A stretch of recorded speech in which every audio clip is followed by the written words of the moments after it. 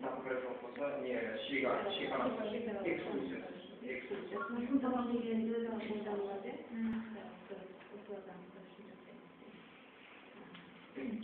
Күші қандай болу керек? Орташа.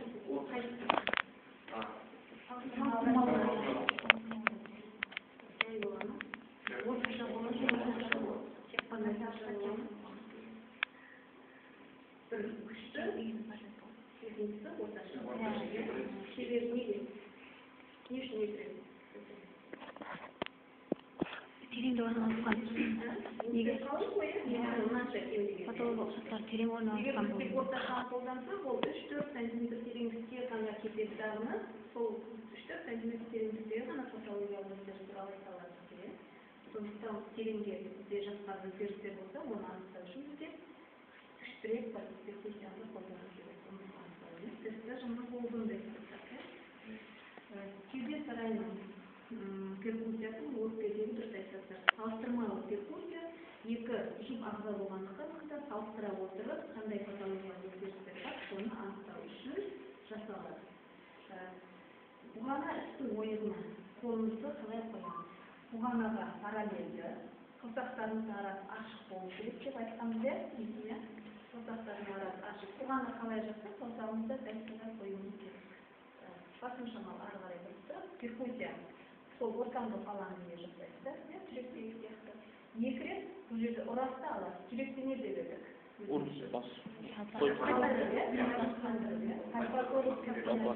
жерде ұрдықта алдысына орташа күші.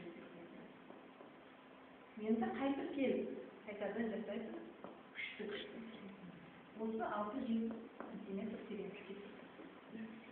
Мына жерде бұғана 10-8 метр роль атқарады, сондықтан осы болуы. Дыбыс естілік, бізде беттетіп кете береді. Ол дұрыс емес. Несі бар? Не үшін жасалады? Нәтиже алу үшін жасайды. Сондықтан дұрыс естілік. Мұны күшті. Бұл бұғана жасалады. Енді ары қарай мұқият болыңыздар. Қабырға аралықтарда сызықтармен жасалады. Ол өкпе мына жерде жүрек жатқандықтан тікесінен жасалмайды. Кітаптарда оны тіке түсіріп қоя салған. Сол жақтан бітіретін ал екінші қабырғаға содан ары қарай жалғастырып кете береді. Оны да салыстырмалы емес ол, сондықтан мұқият болыңыздар қазір көрсеткенде. Бірінші қабырға аралықта парастернальды сызық. Сөз маңы сызығы, сөздің қыры емес, сөз маңы деген қайда ол? Сөздің қырымен ортасында немесе қабырғаның шеміршек жерінің сүйекке өтетін жерінде жатқан сызық қой. Түнтектеу болады ол жері. Сезіп тұр. Арқадамда жақсы. Мынау сызық парастерналис, мынау стерналис. Мынау қай сызық? Мынау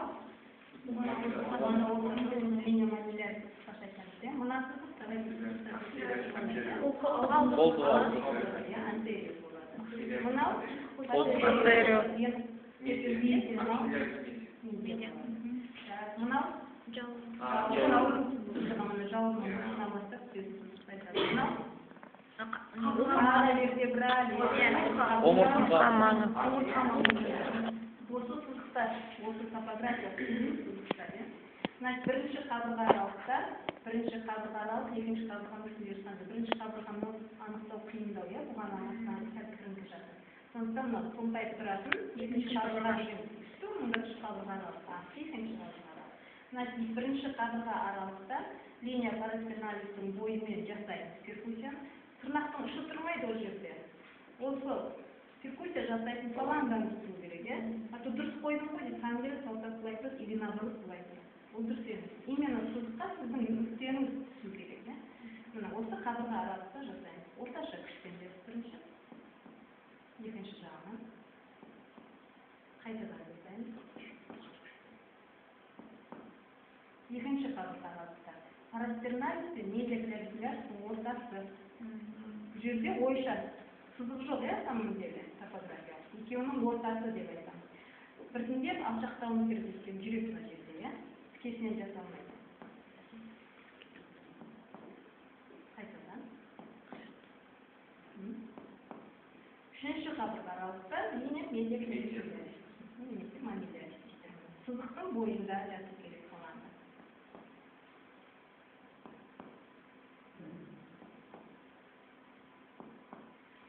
Бұл үш қабырға аралық расходящий жасады. Парацерналь екі бұқтың ортасы ине деп айтылады. Енді алдыңғы жақта маринелем ойығы бар. Ол мынау. Көбінде өкпенің жоғарғы бөлігінде туберкулез кездеседі, сол себептен осы жерде перфузия жасауды ұмытпауымыз керек. Бұл жерде саусақты 30 градус бұрышпен, мына бұғанаға 30 градус бұрышпен қоюымыз. Қалай қоюымыз? Былай емес, былай емес. Былай қойсаңыз, дұрыс қараңыз. Дұрыста ма? Иә? Дұрыс болмай олай қойсаңыз. Өйткені өкпе ертістердің майкасы сияқты орналасқан. Мына жағында уже жоқ. Сол себептен 30 градус бұрышпен қоюымыз керек. Кітапта жоқ бұл жерде.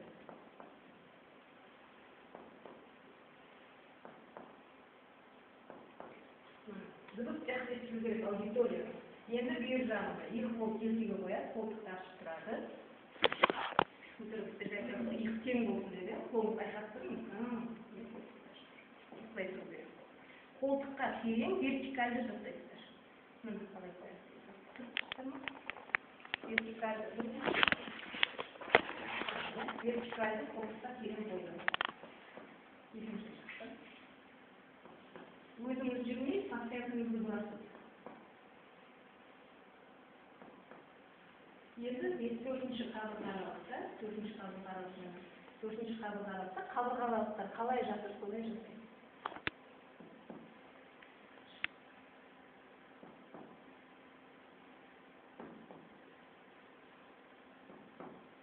Екінші қабырға аралық, міне, иә, екінші қабырға аралық.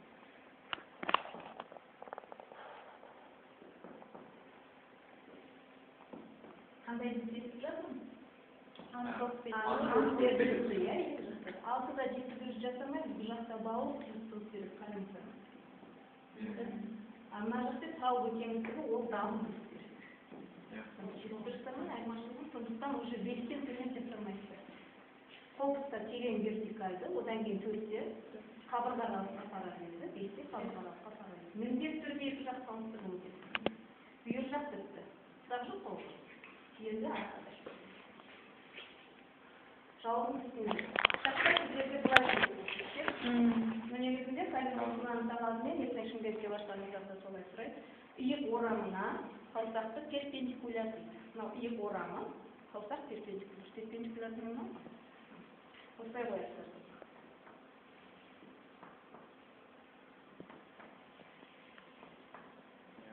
Екі болды. Жауын аралыққа міндетті түрде айқастыру, алдында айқастырып, екі ұстап тұрады. Жауын ашылды, жауын аралыққа вертикальді қоямыз тоқтағымызды. Барынша жауын бұрышына қарай жақын жасау. Екі рет.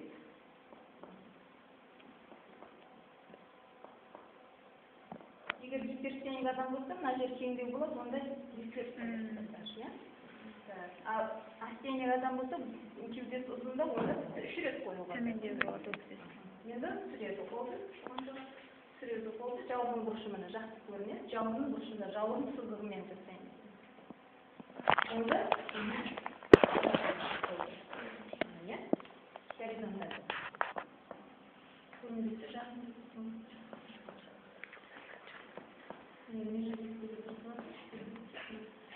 Осы сызықпен тағы төмен. Өйткені әлі өкпе бар, 12-ге дейін.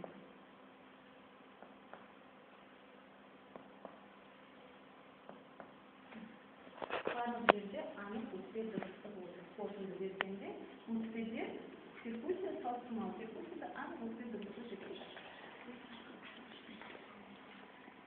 Егер де қандай да бір аймағында өзгеріс тапсаңыздар, сол аймаққа прицельно дейді. Шектеулі сол аймаққа перфузия жасап, анықталу керек. Мысалы, жауын сызығынан төмен мына жерде дыбыс тұйықтау дыбыс беріледі. Сол айналаны перфузия жасап, жан-жағынан болса, оны жан-жағынан перфузия жасап, тұйықтау дыбыс болған жерге дейін төменіне, мысалы, екінші жағынан осылай, тауып осы аймақта қанша жерде тұйықтау дыбыс болып тұр, соны анықтау керек. Егер де сондай өзгеріс болды. қалыпты жағдайда осы нүктелерде перкуссия жасалады. Может, техника болатын десе, материалдарымыз бар ма? Кузанда нүктелерге түсіріп алған. Перкуссия жасайтын нүктелер.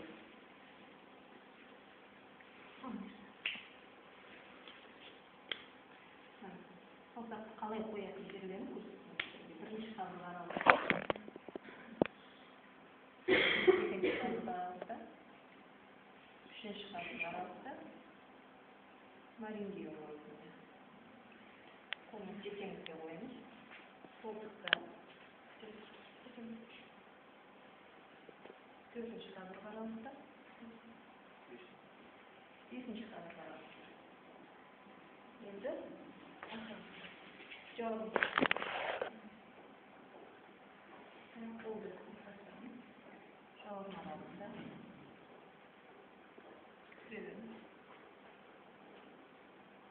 Жауабын сызығымен жауабын бұрышында салыстырманың ешқандай түсінді. Бұған азы өзі оған ес болды. Естен жер салсақ болды.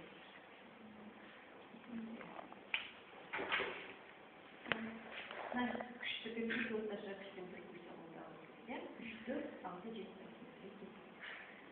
Салыстырмалы фотография. Ондай топографиялық перкуссия деп айтыңыздар, шекаралардан анықтау үшін берілген. Бізде жоғары жақта шекара бар, төмен жақта. Алдыңғы жақтан ба, арт жақтан ба? Бірінші жоғары жақтағы шекаралардан қаралады, сосын төменгі жақтағы анықтауға көшкен. Алдыңғы жақтан өкпенің ұшын анықтау. Екі жақтан, арт жақтан өкпенің ұшын анықтауымыз керек. Кренинг алаңын анықтауымыз керек, жоғары жақтан. Алдыңғы жақтан өкпенің ұшын анықтағанда ориентир.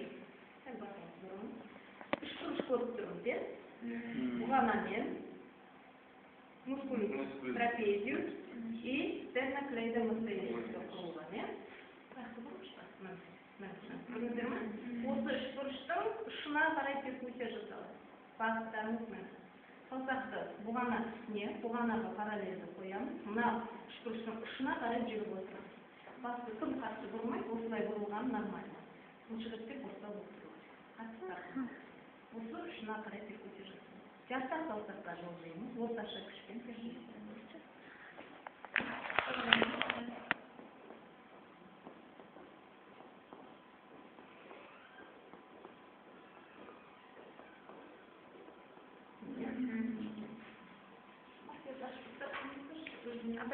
Топографиялық басқармалар. Оны шекара. Келген жақтан белгілі. Келген жақтан белгілі қоямыз. Екінші жағынан. Былай қарай бұрып тұрады. Үшкіріштің ұшына қарай.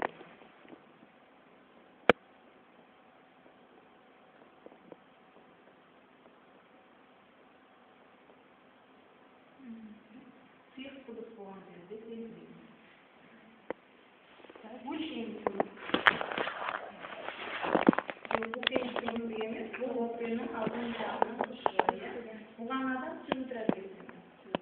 Бұғанадан осы белгілеген өкпемізге дейін өлшейміз. 4 сантиметр. Оң жақта 4 сантиметр болды. Сол жағында тоже 4 сантиметр болды. Қалыпты жағдайда қанша? 3-4 сантиметр. Оң жақта сол жаққа қарағанда 1 сантиметрге төмен болуы мүмкін. 1 сантиметр. Неге байланысты? Бронхтың орналасуына байланысты. Бронхтың жақтағы сәл төменге орналасса, сол жаққа қарағанда сол себепті бұл жақта 1 сантиметрге төмен болуы мүмкін. Осы себепті 3-4 сантиметр. Енді артқы жақтан. Ол 7-ші мойын омыртқасын талдыған, басыңыз барынша көріңіз. 3 омыртқа жақсы көрініп тұрады. Ортадағысы 7-ші мойын омыртқасы болады. Жақсы көріп тұрған 3 омыртқа. Осы 7-ші мойын омыртқасы ориентир, бірақ оған қарай жасалмыз.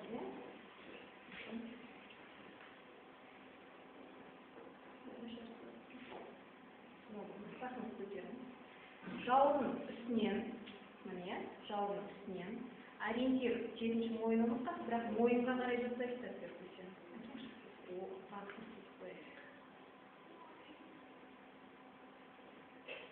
Себебі, егер де біз 7-ші мойын омыртқасына қарай жасаса, өтпек байқаса ғой. Шына жасағанда, как будто мына жерде ол сияқты болып қалады шекара. Онда төмен болғандықтан қалады. Мойынға қарай жасалады. Осы моментін ұмытпаңыздар.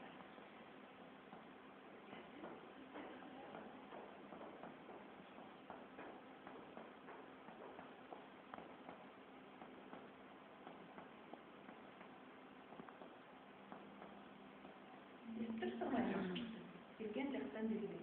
Көрдіңіз ме, сонда 7-ші мойын омыртқасын деңгейінде.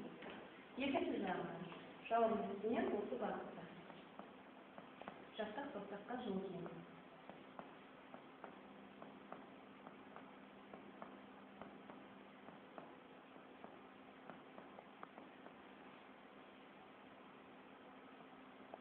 Стрелканы қалай көрсеттім, саусағым солай қарай өзгеріп отырды, иә? Кетіне кетіп қалмайсыздар. 7-ші мойын омыртқасы деңгейінде. Енді тренинг алаңынан жасағанда отырғызып жасаймыз.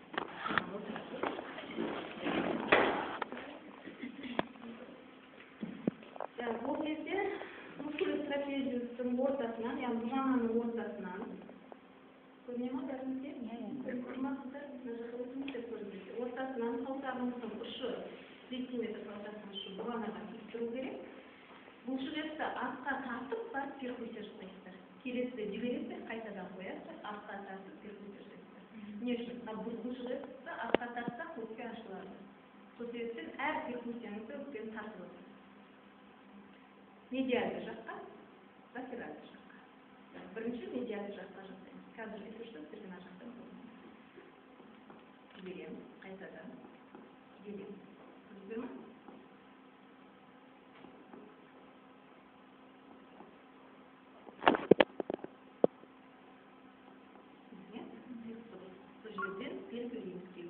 Жібермейміз саусағымызды, алмай тұра белгілейміз. Екінші жақтан, ортадан, қайтадан латеральды жаққа.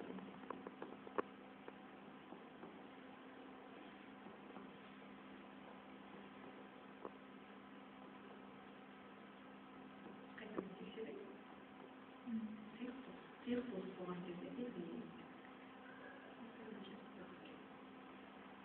Екінші жағынан.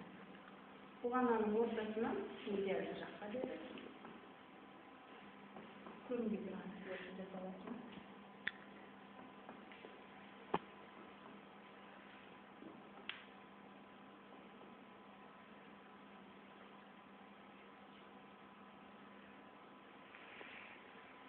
Қайтадан ортасынан бастаймыз, енді латеральды жаққа.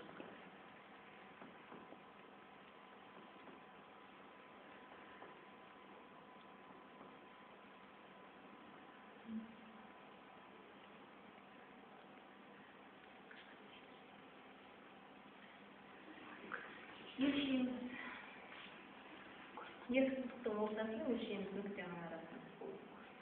8 сантиметр, 7 сантиметр. Неге байланысты ол? Қанша болады нормасы? 3-тен 8-ге дейін барады келген. 3-тен 8. Орта есеппен 5-6 сантиметрге болады. Жақсы тұрамыз. Жоғары шекаралар болды, енді төменгі шекаралар. Төменгі шекараларын анықтау барлық топографиялық сызықтармен жасалады. Оң жақта, сол жақта екі сызықпен жасамаймыз, себебі бұл жақта жүрек бар, иә? Жүрек болғандықтан жасаймыз. Линия стерналис. Бұғананың төске бешкен жерінен. Екінші қабырға аралық шамасында, бастаймыз екінші қабырға аралық.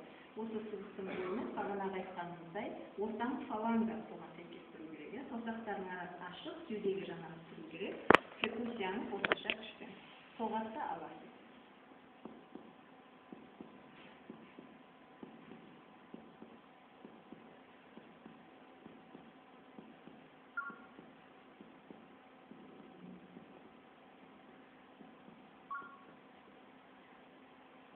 Өзгерген жерде белгілейміз. Екінші қабырға аралық, үшінші қабырға аралық 4, үшінші қабырға 1, 6-cı qabırğanın joğarғы qırığı olur. Qarab verməlisiniz sızığымен. 2-ci qabırğa aralıqdan başlayın. Cəftək qabraqda uzun.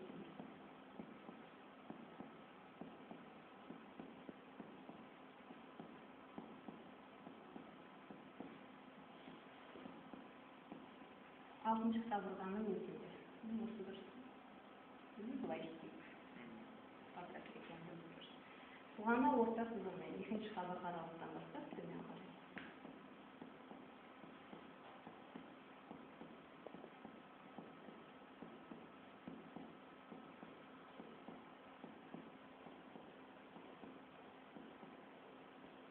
Yedinci qabırğada oldu. Kolda ciddiyle, kırık yani kolda kaldı sızıldı. Kolda kaldı sızıldı. İşte koldan dönmesindeydi.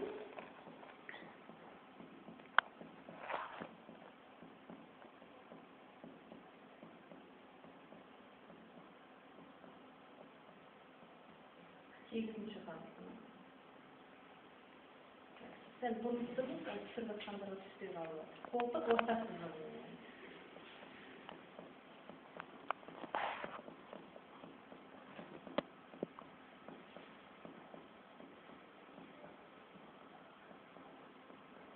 Sırtlarıya yüzlerine. 9-cı qabırğa.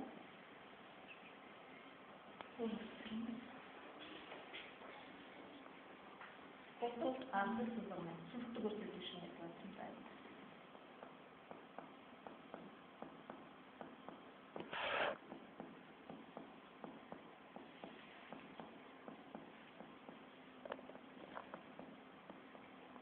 Onuncu qabırğa.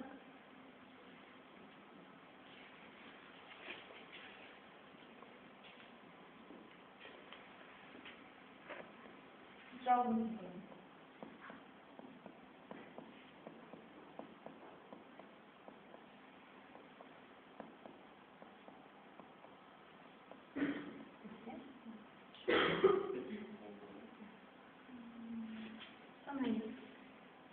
Altıncı qabırğanın joğargıları 6, 7-ci qabırğa, 8-ci qabırğa, 9-cu qabırğa, 9-cu qabırğa, 10-cu qabırğa dengeydi. Жауырынына бұрышы, мына 7-ci qabırğana сәйкес келеді. Егер алдынан бізде жатқан деңгейде мынау жүреді. Мынау 7, мынау 9. Енді парабетке біраз өтсін. Где-то жауырынның жоғарғы бұрышы деңгейінде бастайды. Горизонтальді қойылады қосамыз, жауырынның қолдай қастырымыз, қосамыз жақсы тұру керек. Төмен қарай.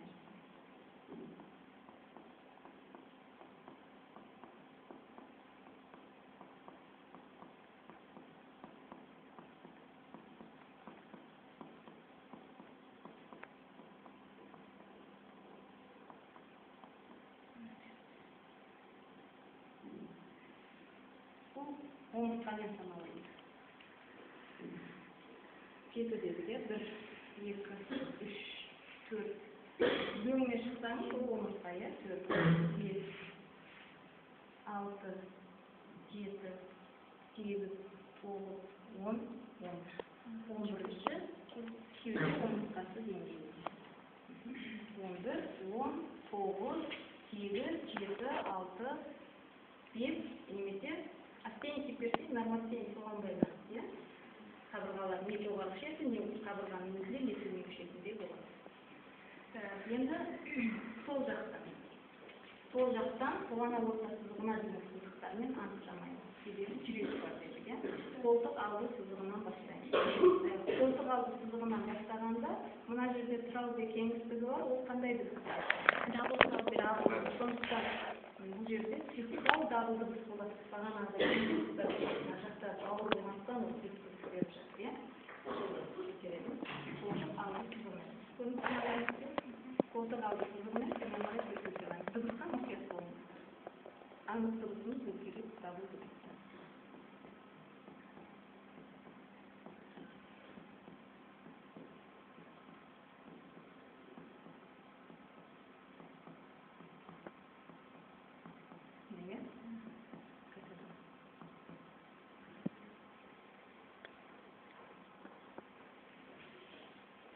келесі. Ортасы.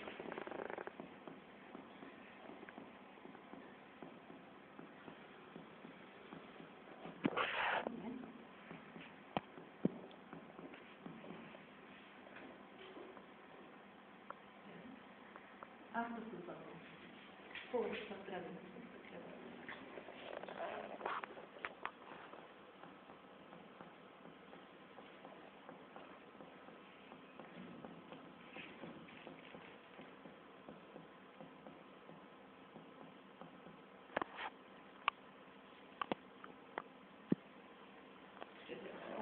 Жалғыз сызығымен ол жерде уже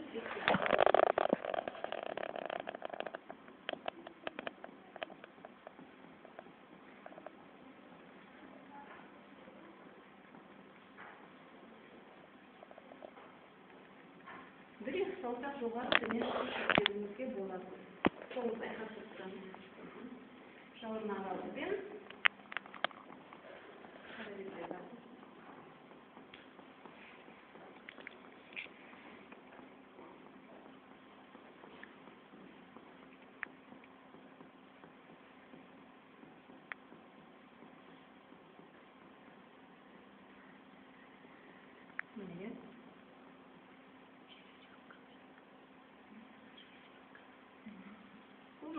он бірінші сөйлеу мақсаты деңгейінде мына жерде айттық 7-ші қабырға 8, 9, 10, мынау 9 бір қабырға жоғары, мынау 8, мынау 7, 7 мен 6-ның арасындағы таш. Бұл шекаралары болды. Балаларда әрине ерекшелігі бар. Оларда тоже алдыңғы сызықпен де анықтамаймыз, қолтық орта сызығынан бастап қана анықтаймыз. Жас ерекшелігіне қарай неғұрлым жас болған себебі олардың жүрегі мына болған орта сызығынан болады. Сол себептен шекарасын осы сызықпен анықтамаймыз. Қолтық орта сызығына оларда 8-ші қабырға аралықта болуы мүмкін. Оң жақта сол жақта 9-да болуы мүмкін. Оң жақта қолтық арты сызығыменен 9-10-да болуы мүмкін. Сол жақта 10-да болуы мүмкін. Шамалы төменде болады, сол жағы. Енді экскурсиясын анықтау. Ол деген өкпенің қозғалғыштығын, созылмалылығын анықтайды. Ауаны ішіне толтырғанда қай деңгейге дейін түседі, шығарғанда қай деңгейге дейін шығарады. Сонда біз команда арқылы дем алыңыз, шығармаңыз, дем шығарыңыз, дем алмаңыз деп команда беруіміз керек. Оларды 3 сызықпен анықтайды оң жақта, 2 сызықпен анықтайды сол жақта.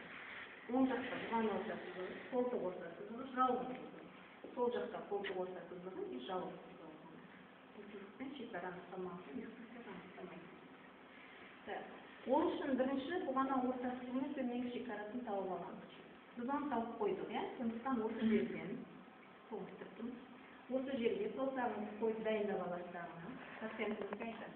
Терең дем алып шығармаңыз деп айтасыз дағыны. Перкуссиямен төмен қарай сүйік сызыққа дейін перкуссия olur. Терең дем аламыз, шығармаймыз. Дем ала беріңіз. Қолды алмаса белгілейді, соны былай берсеңіз. Енді Калимулдин фильмдері көрсет, кітаптарда да жазып, мынау қалыпты жағдайда анықтаған жерден дем шығарғанда жоғары қарай анықтаңыз. Жоғары қарай анықтағанда сіздер әлі енді үйреніп тұрсыздар, кейін дәрігер болғанда оған үш құлақтарыңыз үйреніп жеңіл болады. Топографиялық перкуссияның ережесінде бар уақытта анық дыбыстан сұйық дыбысқа өту деп жатыр. Сондықтан сіздердің анық дыбысқа үйренген құлақтарыңыз сұйық дыбысқа өткенді дұрысырақ анықтайды. Сол себептен лучше сіздерге анық дыбыстан сұйық дыбысқа өту. Өйткені сіз сәл жоғарыдан бастайсыз. Сонда сіздің тапқан шекараңыз бар жоқ өзі разницасы 2 сантиметрдей болады. Егер қазір мына жерден бастасаңыз, сіз оны уловить ете алмай қалуыңыз мүмкін. Сондықтан сіздерге мен оны жоғарыдан төмен қарай анықтау ретінде көрсетемін. Жаңағыдай анықтасаңыздар да қателесіңіздер. Егер анықтасаңыздар. Сіздер де 2-3 қабырға аралық деңгейінде қолыңызды қойып тұрасыз жағына. Терең дем алып, барынша шығарамыз и дем алмайды.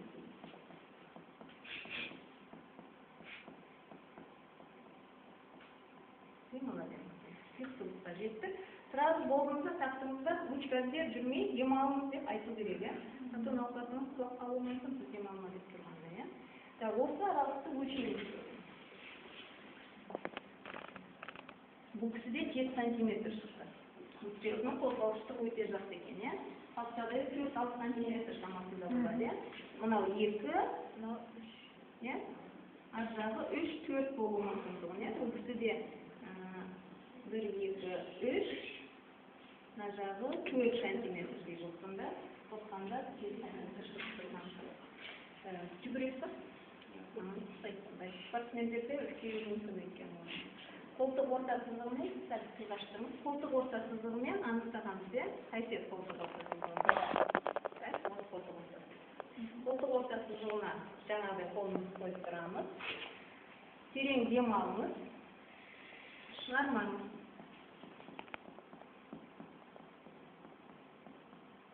Дем ала беріңіз. Келген жерден белгілейміз. Енді қол деңгейінде бастайыз. Терең дем алыңыз. Барынша шығарамыз. Шығарамыз. Дем алмаймыз. Дем ала беріңіз. Өлшейміз осы аралықты. Бұл ең үлкені болатын өлшем тұғын, иә? Қанша? 9. Бұлда 9 болып тұр. Қанша болмады? 68, иә? Осындылары қосқанда 68 болады. Жауырын сызығымен бұрышынан бастайсыздар. Үстіне шықпайсыздар жауырын бұрышынан. Қайтып көтере алмайсыз. Жауырын бұрышынан бастайтынбыз. Мінекей төменгі шекарасын қойып қойғанбыз. Значит, осы жерден қолымызды қойып дайын тұрамыз. Емтихандарда сіздерге өкпенің экскурсиясын жауырын сызығымен анықтап берді. Сіз бірінші төменгі шекарасын анықтап, сосын барып жасайсыз деген сөз. Сол үшін мен сіздерге көрсетіп отырмын. Осы шекарада қолымызды қойып дайындап тұрамыз. Терең дем аламыз. Шығармаймыз. Дем ала беріңіз.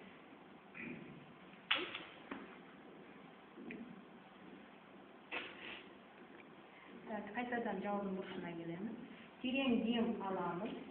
Шығарамыз барынша. Шығарамыз. Дем алмаймыз. Дем ала беріңіз. Екі сызық қоясыз беріңіз. Өлшейміз. 5,5 сантиметр. 5,5 сантиметр. 6 сантиметрге дейін дегеніміз, нормально. Енді сол жақтағы сызықтармен көрсетейін. Себебі бұл жаққа жүз болмайды дегеніміз жаңа, иә? Tekeye koyalım. Bu tekemiz bastık. Kolda koyup dayında alamız. Çiftsav duruştan, anıstırıktan çiftsav dağlı duruşta ötemiz. Terin gem alamız. Şarmayız.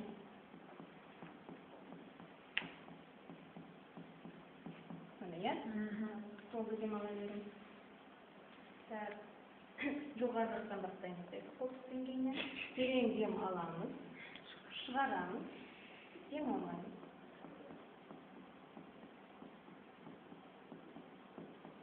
Дем ала беріңіз. Дем ала беріңіз. Өлшейміз. 8 сантиметр, иә? Жауырын сызығы. Қырандықтар бәрімізді салайық. Жауырын сызығымен терең дем аламыз.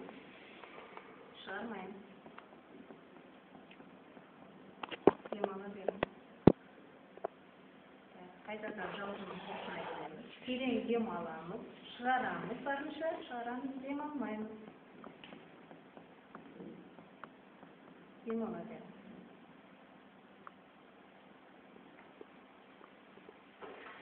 Өлшейміз бұнда. 6 сантиметр. Мен анықтайтындарымыз фотография. Көп жасайтын нәрсе қолдарыңыз ауызға кетсе, жаттығу керек, үйреніп. Жоқ болса, дайындалуға.